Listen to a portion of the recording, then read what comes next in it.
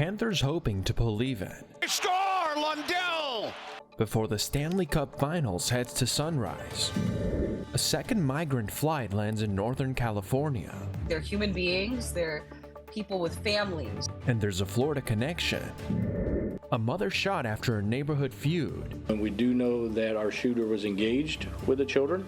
Will Stand Your Ground be the defense? And Apple unveils a long-awaited new device. These stories and more coming up on Newsbreak. Hello, South Florida. I'm Hawa Ezel. I'm Kelly Sanchez. Today is Tuesday, June 6, 2023. Live from the Lee Caplin School of Journalism and Media in North Miami, this is Caplin News. Investigators are calling it a feud between neighbors that turned fatal. A community is in mourning today after a Florida mother was shot and killed during an argument with a neighbor.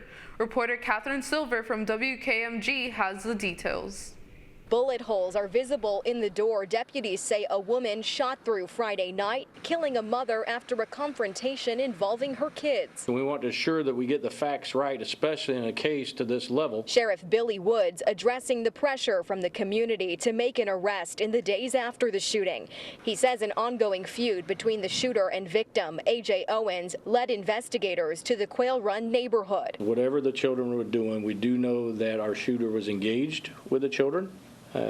However, whether it be she was yelling at them, don't know yet. Owens' own family shared their side of the story, gathered at this church in Ocala on Monday. She took a personal item, iPad, tablet, electronic device that belonged to a child.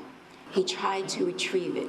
She threw skates at him. Pamela Diaz says her grandkids told their mom what happened. When she showed up at the door, she was shot. Her children ran to my house, banging on the door, asking for us to call the police. Ashley Remy lives across the street from the field where the kids were playing. This woman has taunted all of our children in this neighborhood. The sheriff acknowledged there is a history of calls. He says much is still under investigation. He is asking for patience for the children who he says witnessed their mother being shot. I just want to thank everybody for coming out for my mother. One little boy shared a few words in the aftermath, thanking the community and remembering a woman whose death has left 4 children without their mother. What I'm asking is for justice. Justice for my daughter. I did ask the victim's family what justice looks like to them. They said the first step is an arrest. To be clear, the sheriff's office has not named the shooter and their investigation is ongoing. They tell me they are working closely with the state attorney's office and the facts will lead them to the outcome. In Marion County, I'm Catherine Silver, getting results, News 6. This morning, Governor Ron DeSantis is suspected of sending another plane of migrants to a sanctuary city. Caplin's Kenya Cardone has more from the Control Center. Challenges at the border continue, and you may recall last year when DeSantis flew migrants to Martha's Vineyard without notice. Just a few days ago, a plane of migrants landed in Sacramento, and the California governor suspects it to be another DeSantis operation.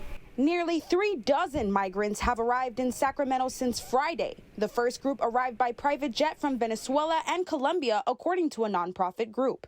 They're human beings. They're people with families.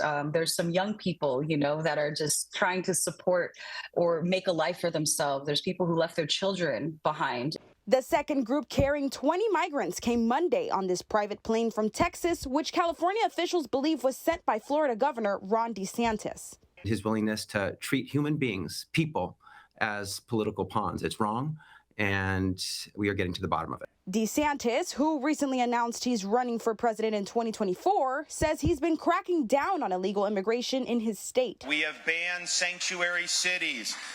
We're cracking down on human smuggling. We've sent National Guard to the border to help with what's going on down there, and we even sent illegal aliens to beautiful Martha's Vineyard. California Governor Gavin Newsom tweeted Monday calling DeSantis a, quote, small, pathetic man for his alleged role in sending migrants to the Golden State.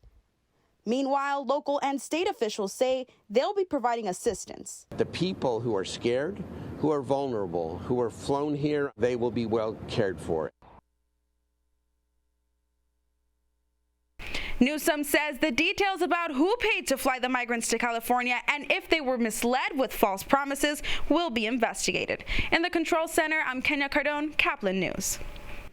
Today, Texas authorities are recommending criminal charges in connection with the migrant flights to Martha's Vineyard. The Bexar County Sheriff's Office released a statement yesterday that it recommended charges, both misdemeanor and felony, of unlawful restraint. This comes after 50 migrants were flown to Martha's Vineyard from San Antonio last fall. The Sheriff's Office opened an investigation in September after the fact, and they have not yet specified who they intend to charge. Today, new details unfold after an unresponsive plane heading to D.C. scrambled fighter jets and ended in a deadly crash. Reporter Gloria Tasmino has the story. The wreckage is highly fragmented and in very rural and mountainous terrain, and it'll be a very challenging accident site. Investigators from the National Transportation Safety Board are beginning to sift through the site of a fatal airplane crash in a rural part of Virginia. The biggest frustration out of all that was finding the location and trying to gain access to it. Investigators are looking into why the small aircraft became unresponsive mid-flight, missed its destination, and then turned back, eventually plunging to the ground, killing all 4 passengers on board, according to the FAA. The airplane, the engines, the weather conditions, pilot qualifications, the maintenance records, all aspects will be, of course, items that we routinely look at. FAA records show the aircraft is registered to a Florida-based company. John Rumpel, whose wife Barbara is listed as the president of the company, told the New York Times his daughter, a 2-year-old granddaughter, and her nanny were on the plane returning home to New York from North Carolina. Officials say as the plane flew over the U.S. Capital Region on Sunday, the pilot was unresponsive. As military fighter jets rushed to intercept the aircraft, that's when you heard the sonic booms. The sound shaking homes and shocking people across the area.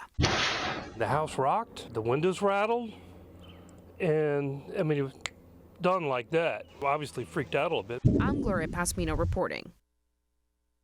The officials said they expect to be on site for at least 3 days. Once the wreckage is moved to a secure facility, the agency will issue a preliminary report within 10 days. Cyber meets space in the latest mission launch from Florida's Space Coast.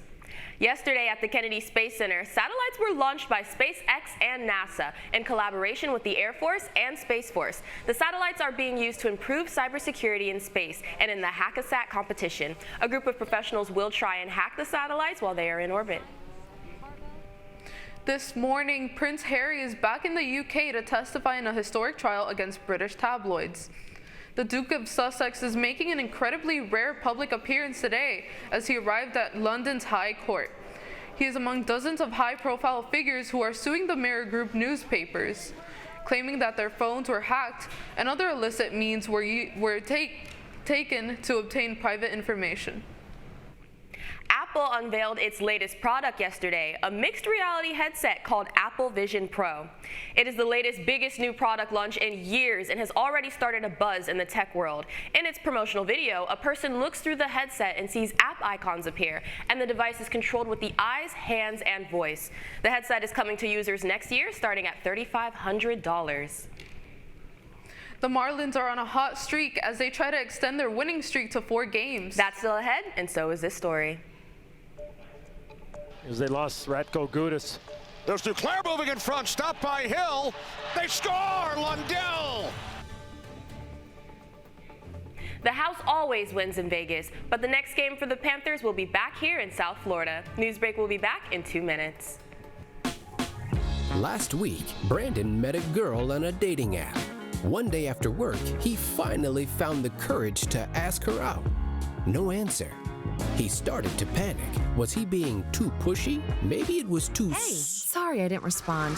I was driving. I would love to go on a date. How does tonight sound? Brandon tried to play it cool, but inside he knew. A girl so smart, so responsible. She must be a keeper.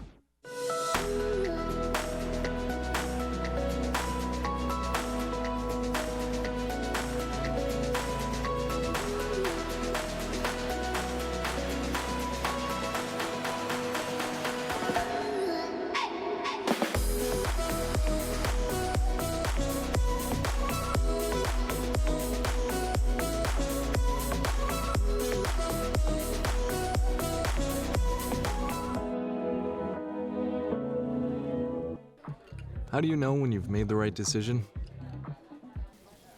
It's the feeling you get in your gut. The one that tells you what's right or wrong. It's the one that says, sure, I can have a drink. Or the feeling that says, okay, I've been drinking. Now what? It's the voice inside you that says, I'm buzzed. Better leave the car when it's time to go. Plan ahead. Catch a sober ride. Buzz driving is drunk driving. Every day, millions of people are connecting. And even though we're overcoming obstacles, watching each other's backs, and banding together, we should still make an effort. To get to know each other on a deeper level. Father, cosplayer, mentor, actor.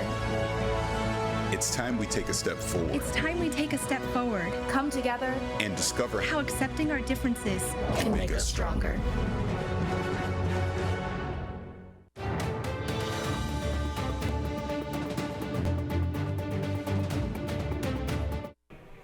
A rough night for the Panthers in Game 2 of the Stanley Cup Finals.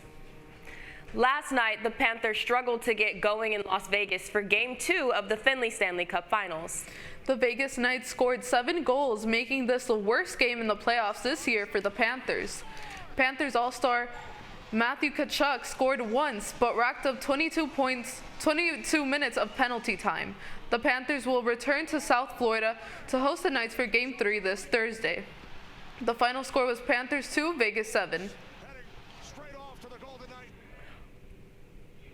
On the other hand, the Miami Marlins were able to make a 4-0 comeback against the Kansas City Royals here at home. Luis Arias drove in 2 runs and raised his major league leading average to .399. The final score was Royals 6, Marlins 9. The Marlins will play the Royals again today for the second time of their series at 6:40 p.m. You're watching Newsbreak, and we're coming right back.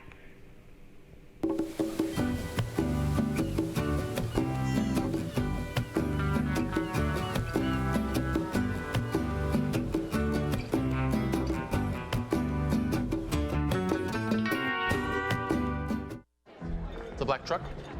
Hey, Christina from accounting. Yeah, hi. Hey, I used to date a girl named Christina. Oh, really? Yeah, and then she dumped me for my best friend. You want to see some photos of them that I took? I don't. I thought we talked about this, buddy. Buzz and overshared again? Yeah. Yeah. I'm gonna call a car. That's a smart idea. So yeah, I know, that's why I did it. Hey, you're gonna get back to the top of the mountain. Does that mean I'm gonna get back with Christina? No. Oh. No.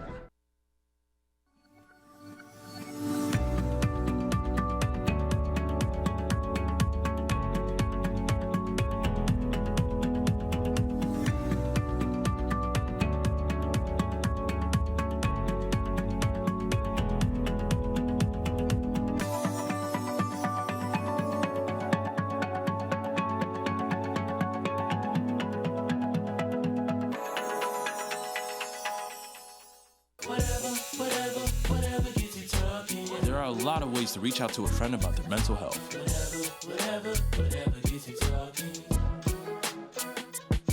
Learn how you can help at seizetheawkward.org. Bill is a family man. He invests his money wisely and provides a good life for his children. Just one problem. He often opens emails from senders he doesn't know, and his computer is not password protected. One day, Bill checked his bank account and 94% of malware attacks originate from emails. Don't be like Bill. Take your cybersecurity seriously. That's all the time we have for Newsbreak. I'm Kelly Sanchez. I'm Hawa Ezel. Get more news anytime at caplinnews.fiu.edu.